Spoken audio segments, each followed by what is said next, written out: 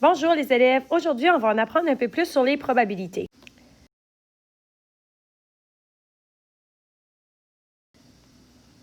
On peut utiliser des mots pour décrire la probabilité qu'un événement se produise, tels que impossible, peu probable, équiprobable, très probable ou certain. Dans les 4 différents sacs ici, on a la situation A, B, C et D. On veut savoir quelle est la probabilité de choisir un bonbon violet. Tout d'abord, il faut trouver le nombre de bonbons qu'il y a dans le sac, trouver le dénominateur. Donc ici, le dénominateur du sac A, si on veut compter les bonbons, on a 1, 2, 3, 4, 5, 6, 7, 8. On a un total de 8 bonbons et on a un bonbon violet. Donc, 1/8 serait la probabilité en fraction. Si on veut le décrire à l'aide de mots, on sait que ce n'est pas impossible, parce que pour impossible, il faudrait que ce serait 0 bonbon. On sait que ce n'est pas équiprobable. Pour être équiprobable, il faudrait que ce soit exactement 4 bonbons sur un total de 8 bonbons. Ici, on a seulement un bonbon, donc la probabilité serait peu probable. On pourrait venir situer ici, sur la droite numérique, l'événement A, donc peu probable. Dans le sac B, on doit encore faire la même chose. Trouver la fraction qui représente le nombre de bonbons violets.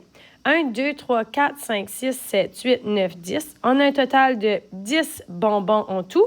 Si on compte seulement les bonbons violets, on en a 1, 2, 3, 4, 5. 5 bonbons violets. Donc, 5 dixièmes, c'est exactement la moitié, donc ça devrait être situé exactement à équiprobable. Pour le sac C, si on compte le nombre de bonbons, 1, 2, 3, 4, 5, on a un total de 5 bonbons. Et on n'a aucun bonbon qui sont violets, donc 0/5. La probabilité de piger un bonbon violet serait donc impossible.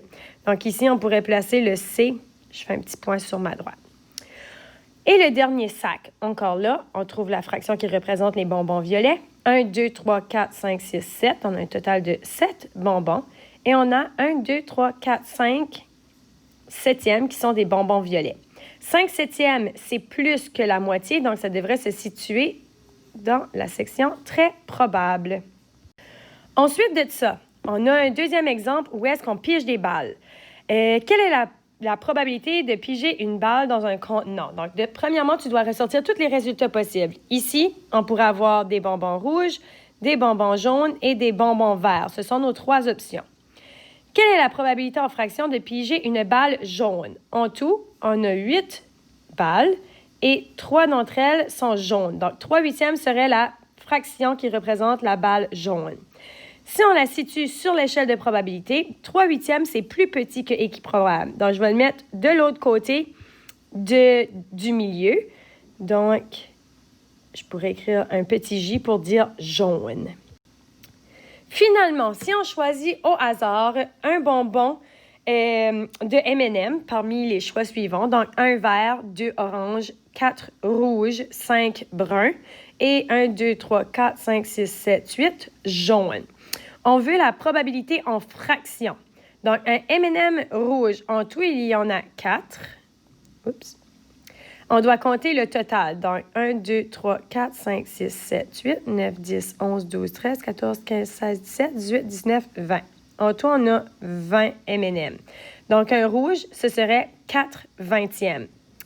Ensuite de ça, si on veut les bonbons, les M&M orange, la réponse serait 2/20.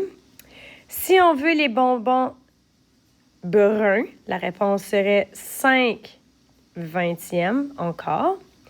Si on veut les M&M jaunes, la réponse serait 7/20.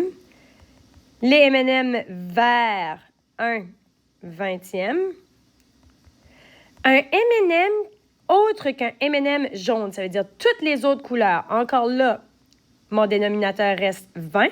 Mais là, je dois aller compter toutes les autres M&M. Donc, 1, 2, 3, 4, 5, 6, 7, 8, 9, 10, 11, 12. 12/20. Quelle est la probabilité de piger un M&M bleu? Il n'y en a aucun, donc ça devrait être 0/20.